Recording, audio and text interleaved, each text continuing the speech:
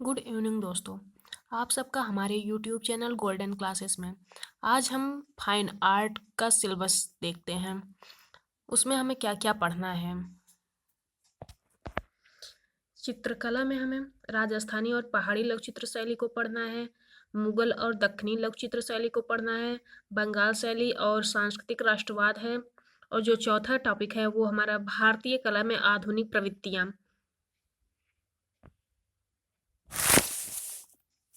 अब हमें राजस्थानी कला में क्या क्या पढ़ना है। जो राजस्थानी कला है उसमें हमें निम्नलिखित शैलियों की उत्पत्ति और विकास का संक्षिप्त परिचय। ये जो राजस्थानी शैली है उसमें उसकी उपशैली है मेवाड़ शैली, बूंदी शैली, बीकानेर, किशनगढ़ और जयपुर शैली के बारे में पढ़ना है। और जो राजस्थानी शैली है उसकी विशेषताओं को पढ़ना है। और राजस्थानी शैली में ये कुछ चित्र हैं, इन चित्रों के बारे में पढ़ना है। जैसे साहबदीन के रामायण चित्रों के एक पोलियो का चित्र जो मेवाड़ शैली का है, इसको पढ़ना है। दूसरा चित्र है राजा जगत सिंह द्वितीय के एक दरबार का दृश्य या शिकार का दृश्य या त्योहार का दृश्य, ये भी मेवाड़ शैली का है, इसको भी पढ़ना है। तीसरा चित्र है रागमाला या रसिक प्रिया के एक फोलियो जो कि बूंदी शैली में चित्रित किया गया है। अगला चित्र है जंगल में शिकार के दृश्य की एक पेंटिंग, ये कोटा शैली में चित्रित किया गया है। राधा जी से बनी ठनी कहा जाता है जिसको चित्रित किया था निहाल चंद ने, ये किशनगढ़ शैली का है। अगला चित्र है हमारा बाबू जी का फड़, ये लोक चित्र है जो भीलवाड़ा में चित्रित किया गया था, इसको भी पढ़ना है। मारू रागनी, ये मेवाड़ शैली का चित्र है। राजा अनिरुद्ध सिंह हाड़ा, ये बूंदी शैली का चित्र है। चौगान के खिलाड़ी या चौगान प्लेयर्स इसे भी कहा जाता है, ये जोधपुर शैली में चित्रित किया गया था। झूले पर कृष्ण, बीकानेर शैली का चित्र है। चित्रकूट में भारत का राम से मिलाप, ये जयपुर शैली का चित्र है। उसके बाद हमें पढ़ना है पहाड़ी शैली। पहाड़ी शैली में हमें क्या क्या पढ़ना है। बसोहली, गुलेर और कांगड़ा शैली की उत्पत्ति और विकास का संक्षिप्त परिचय और पहाड़ी शैली की विशेषताओं को पढ़ना है। उसके बाद इसमें पहाड़ी शैली के कुछ चित्र हैं उसका अध्ययन करना है हमें। ये पहाड़ी शैली का चित्र है रामायण का एक फोलियो जो सारंगी प्रारंभिक चरण का है, बसौली शैली में चित्रित किया गया था। उसके बाद दूसरा चित्र है मानकू द्वारा जयदेव के गीत गोविंद का एक फोलियो, ये गुलेर शैली का चित्र है, इसको भी पढ़ना है। तीसरा चित्र है कृष्ण लीला या भागवत पुराण का एक फोलियो जिसे चित्रित किया था नैनसुख ने, ये कांगड़ा शैली में चित्रित किया गया था। नायक नायिका की एक पेंटिंग 12 मासा या रागमाला, ये गुलेर शैली और कांगड़ा शैली दोनों में चित्रित किया गया था, इसे पढ़ना है। गोपियों के साथ कृष्ण, ये बसौली शैली का चित्र है। नंद यशोदा और कृष्ण स्वजनों के संग वृंदावन जाते हुए, ये कांगड़ा शैली का चित्र है। उसके बाद हमारा मुगल और दक्षिणी लघु चित्र शैली के बारे में पढ़ना है। जो मुगल और दक्षिणी लघु चित्र शैली का जो समय है वो 16वीं शताब्दी से 19वीं शताब्दी तक माना गया है। इसमें मुगल शैली में हमें क्या पढ़ना है, मुगल शैली की उत्पत्ति पढ़ना है, विकास कैसे हुआ इसके बारे में पढ़ना है, और मुगल शैली की विशेषताओं के बारे में पढ़ना है। अब इसमें मुगल शैली में कुछ चित्र हैं जिसमें उनके चित्रकार कौन चित्रित किया है, किसके शासनकाल का है, ये सब पढ़ना है। जिसमें हमारा पहला चित्र है अकबरनामा से एक फोलियो। अकबरनामा जो बसावन ने चित्रित किया था अकबर के शासनकाल में, बसावन जो है वो अकबर के शासनकाल का चित्रकार था। दूसरा चित्र है सोन नदी पार करते हुए बाबर, इसको जगन्नाथ ने चित्रित किया है अकबर के शासनकाल में। अगला चित्र है गोवर्धन धारी कृष्ण जिसे मिस्कीन ने चित्रित किया अकबर के शासनकाल में। सलीम का जन्म रामदास ने चित्रित किया था अकबर के शासनकाल में। तस्वीर पकड़े हुए जहांगीर अबुल हसन ने चित्रित किया जहांगीर के शासनकाल में।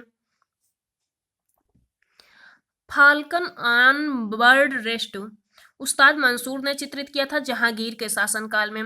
कबीर और रैदास जो चित्र है उसको उस्ताद फकीरुल्लाह खान ने चित्रित किया शाहजहां के शासनकाल में। दारा शिकोह की बारात, ये जो चित्र है इसको हाजी मदनी नामक चित्रकार ने चित्रित किया था मुगल प्रांत अवध में। ये जो दारा शिकोह की बारात है इस ये जो सब चित्र दिया गया है इन सब के बारे में हमें एकदम पूरा अच्छे से अध्ययन करना है। उसके बाद हमारा आता है दक्षिणी शैली। दक्षिणी शैली में क्या पढ़ना है? दक्षिणी शैली की उत्पत्ति कैसे हुआ, विकास कैसे हुआ और इसकी विशेषताओं के बारे में पढ़ना है। दक्षिणी शैली में कौन कौन से चित्र पढ़ने हैं? बीजापुर के इब्राहिम आदिल शाह द्वितीय का चित्र पढ़ना है, जो बीजापुर शैली में चित्रित किया गया था। राग हिंडोला या रागनी पट हंसिका का चित्र, ये जो अहमदनगर में चित्रित किया गया था। अगला चित्र हमें कौन सा पढ़ना है? हजरत निजामुद्दीन औलिया और अमीर खुसरो, हैदराबाद शैली का चित्र है।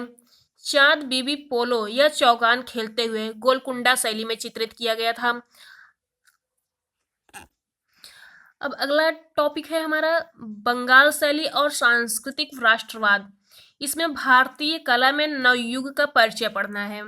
उसके बाद बंगाल शैली के चित्रों का अध्ययन करना है, कौन कौन से बंगाल शैली में चित्र बनाए गए हैं, जिसमें हमारा पहला चित्र है राम समुद्र का मदमर्दन करते हुए, जिसको राजा रवि वर्मा ने चित्रित किया है।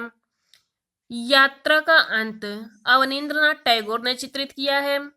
पार्थ सारथी नामक चित्र नंदलाल बोस ने चित्रित किया। गालिब की शायरी पेंटिंग पर आधारित चित्र अब्दुल रहमान चुगताई ने चित्रित किया है। घनवादी चित्र, इसको गगनेंद्रनाथ टैगोर ने चित्रित किया। माँ और शिशु नामक चित्र यामिनी रंजन राय ने चित्रित किया है। वुमन फेस या फीमेल फेस रविंद्रनाथ टैगोर ने चित्रित किया। हिल वुमेन अमृता शेरगिल ने चित्रित किया था।